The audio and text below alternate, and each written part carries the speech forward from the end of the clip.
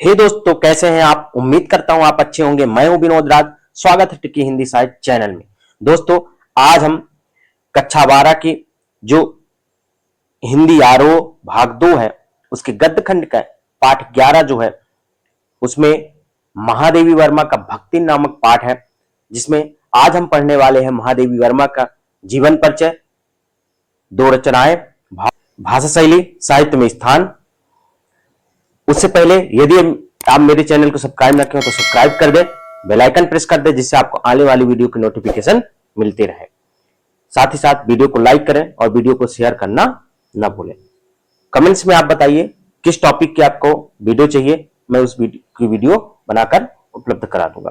तो प्रश्न कुछ इस तरह आता है, महादेवी वर्मा का जीवन परिचय निम्न बिंदुओं के आधार पर दीजिए। दो रचनाएं लिखने के लिए आएगी, भाषा शैली और साहित्य में स्थान। जीवन परिचय नहीं पूछा जाता, पर संक्षिप्त में जानकारी रखना चाहिए और साथ ही साथ एक बॉक्स बना करके यदि उसमें लिख दिया जाए जन्म, उनका, उनके माता का नाम, उनके पिता का नाम, उनके बचपन का नाम, उनको उपनाम क्या दिया जाता है, ये अगर लिख दिया जाए तो नंबर कटने की संभावना कम हो जाती है। तो चलिए देखते हैं। वर्मा हिंदी साहित्य के छायावादी युग के एक प्रमुख कवित्री, लेखिका। ध्यान रखिएगा कवित्री कैसे लिखा जाता है इस चीज को। और शिक्षाविद थी। उनका जन्म 26 मार्च 1907 को फर्रुखाबाद उत्तर प्रदेश में हुआ था और 11 सितंबर 1987 को इनका निधन हो गया। उन्होंने कविता, गद्य, रेखाचित्र और संस्मरण विधाओं में महत्वपूर्ण योगदान दिया है। उन्हें आधुनिक युग की मीरा के रूप में भी जाना जाता है। अब आपको कमेंट्स में ये बताना है कि छायावाद के आधार स्तंभ कौन कौन से थे। ठीक है, परिचय इनका और देख लेते हैं।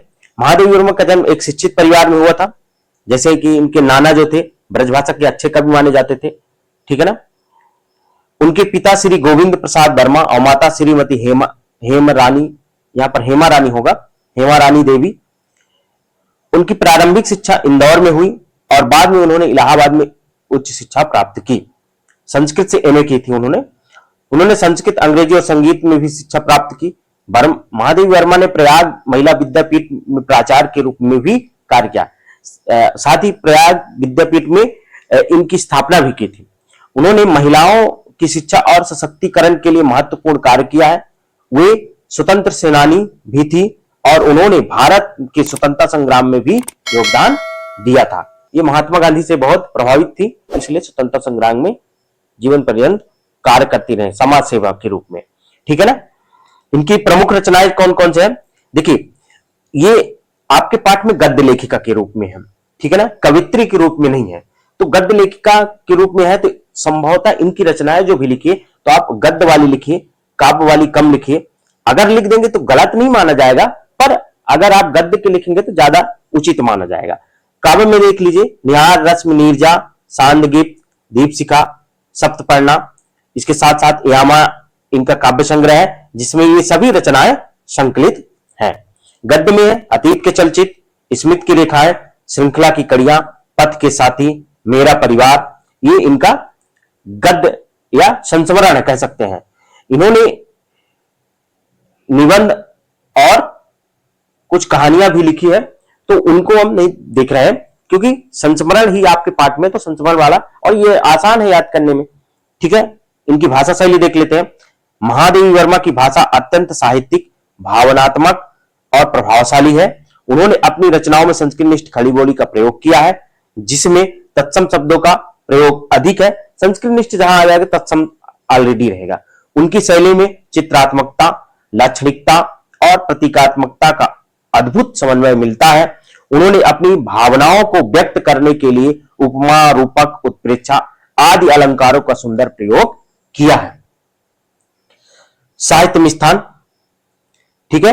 महादेवी वर्मा को ही हिंदी साहित्य में छायावादी युग के एक महत्वपूर्ण हस्ताक्षर माना जाता है।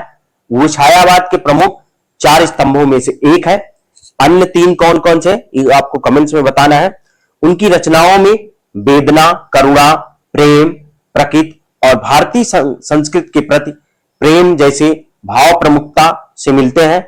उनकी रचनाओं में नारी विमर्श, सामाजिक चेतना और आध्यात्मिक विचार भी अभिव्यक्त या व्यक्त हुए हैं।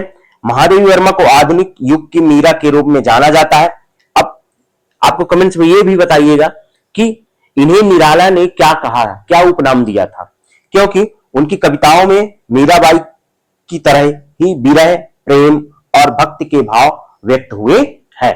तो दोस्तों, ये रहा महादेवी वर्मा की 2 रचनाएं, जीवन परिचय, भाषा शैली, साहित्य मिष्ठान। उम्मीद करता हूं आपको वीडियो अच्छी लगी होगी। यदि वीडियो अच्छी लगी हो तो लाइक जरूर करिएगा और वीडियो को अपने दोस्तों तक शेयर करें, ठीक है। साथ ही साथ यदि आप चैनल को सब्सक्राइब न किया तो सब्सक्राइब कर दें, बेल आइकन प्रेस कर दें, जिससे आपको आने वाली वीडियो की नोटिफिकेशन मिलते रहे। मिलते हैं नेक्स्ट वीडियो में, तब तक अपना ख्याल रखें। धन्यवाद।